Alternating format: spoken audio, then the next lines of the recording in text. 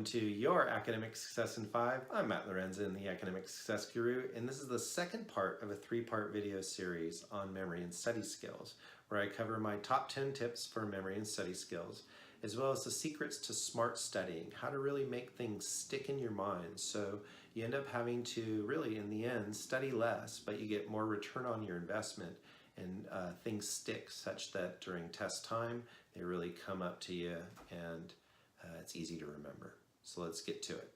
So last video I talked about the importance of that studying is really not a passive process, but it's really an active process. It's very active and creative, and the more active and creative that you can be in terms of storing information from your short-term memory into your long-term memory, the easier it will be to pull that information out. And that brings us to tip number 6, which is elaboration and associations, or how to make meaningless information meaningful through creating associations to what you already know. So what I've found is when I study information, if I can create associations to things I already know, and along the lines of certain topics and themes and whatnot, then it'll be easier for me to remember it. And so here are the topics and kind of here are the associations that I use that really help make things stick in my mind. Number 1, if I can create associations that are funny, it makes things stick. And I'm not sure quite what it is. Maybe the amygdala is being activated. This is a small part in your brainstem that sort of activates memory and tells your brain, hey, this information is important. It's related to survival. And something that's funny or unusual, or maybe even raunchy or related to sex or procreation. These are the things that might activate the amygdala and really help kind of make things stick. So if you can create associations related to those things that are funny, and it's a way to really befriend our amygdala. I also mentioned not only funny, but unusual. Unusual events, I think, activate our amygdala. If we can recognize something in the past that was unusual, it might have been threatening, we survived, and the other poor folks that didn't recognize that didn't. We passed on our genes. This is sort of what the amygdala is doing, perhaps, in terms of activating this memory, saying that unusual is important, and it's kind of strengthened. So if I can use unusual associations, exaggerated, hyperbolic images, or weird associations that come to mind, it really makes the information stick.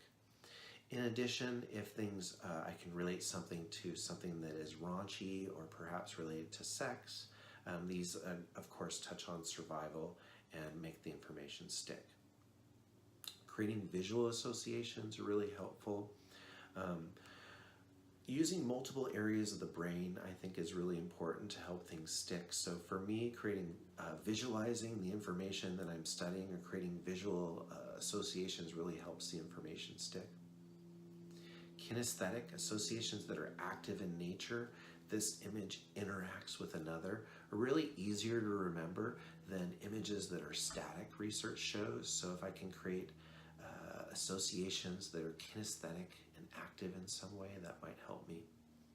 Of course, sounds are very important too, and of course you hear them, and it goes into another part of your brain other than the visual images.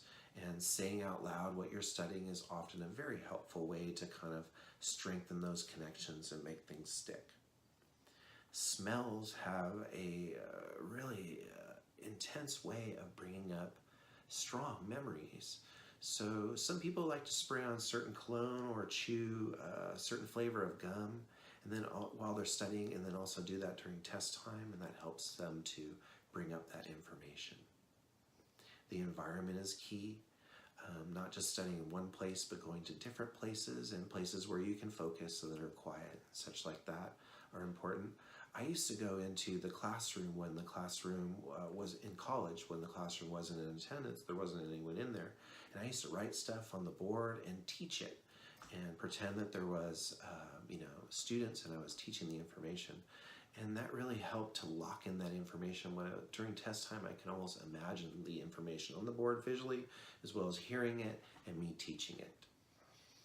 Rhymes and alliteration are another great way of creating these associational cues.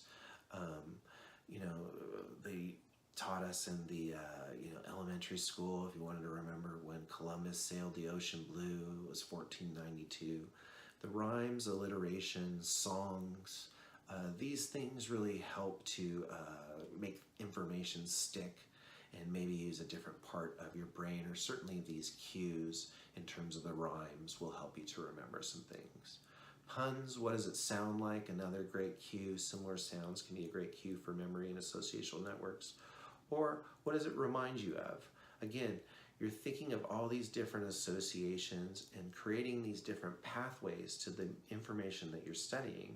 And it's going to be helpful to find that information during test time. Because essentially when you're searching for that information, you're looking for different pathways to it. And if you have different pathways to that information that connect to that information that you're trying to remember, it's going to be easier to remember during test time, especially if those pathways are strengthened.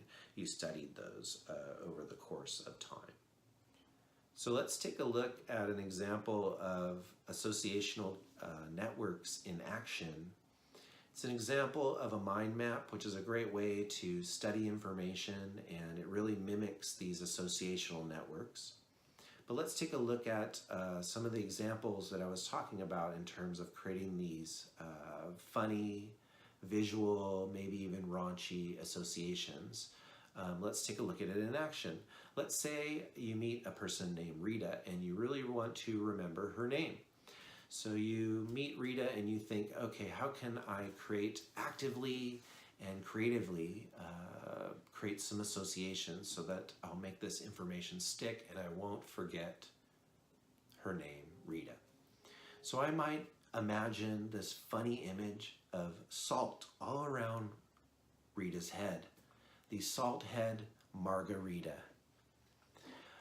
Sure, it's funny, and it also, margarita associates with Rita, so that's a great associational cue, if you will, that will help me remember her name. It's also funny. I might see along the same lines, I might see her with a bunch of cheese, powdery cheese all over her face, like a dough Rita. So she ate too many dough Ritas, and now she has cheese all over her face. I might think of Rita as imagining her as not having any clothes and wrapped in a giant pita, or similarly wrapped in the skin of a cheetah. Interesting, huh? You can use that sort of raunchiness, if you will, to associate with that, and that can tie in that cue and strengthen that associational network and befriend your amygdala, as we talked about. You can repeat it over and over. Rita, Rita, Rita, Rita, Rita. I don't want to forget that. Let's say she has red hair, so you can say red-haired Rita and use a little alliteration. Let's say you know someone named Rita. That might be kind of cool to connect it to that, something you already know. You can even think of a song, and the song that comes to my mind would be the lovely Beatles song, Lovely Rita, the Meter Maid. Thank you for watching part 2 of my video on memory and study skills. I hope you found it helpful. Check out part 3 where I continue to review effective memory and study skills techniques, the art of smart studying, and really that's about effectively and actively and creatively storing information from your short-term memory into your long-term memory.